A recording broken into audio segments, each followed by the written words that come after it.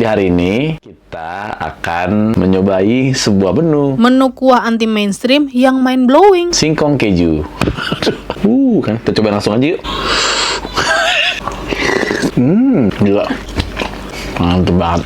Dengan segala jenis jajanan-jajanan Indonesia di dunia ini, belum pernah nih ngedenger pangsit goreng dipakein kuah kayak begini. Coba kalian sebutin jajanan pangsit yang paling common dan paling sering kalian dengar. Paling pangsit goreng, pangsit rebus, pangsit kukus yang di dimsum. Nah, kali ini kita coba bikin pangsit goreng tapi disiram kuah apa? Kuah keju. Jadinya kuahnya tuh lebih creamy, kayak berasa makan pasta, tapi ini bukan pasta, tapi ini pangsit, ya nggak? Feelsnya kayak lagi makan mac and cheese, tapi ini bukan mac and cheese. Tinggal disiram kuah, dikasih chili oil dikit, terus jadi deh. Ini dia. Pangsit kuah keju. Ini tuh piringnya bagus banget deh. Piring dari Beling. Lihat nih guys, lihat ya. Lihat tuh dalamnya guys. Dalamnya empuk banget, luarnya masih crunchy-crunchy, even udah dikuahin. Coba-cobain ya. Diem, dia ada.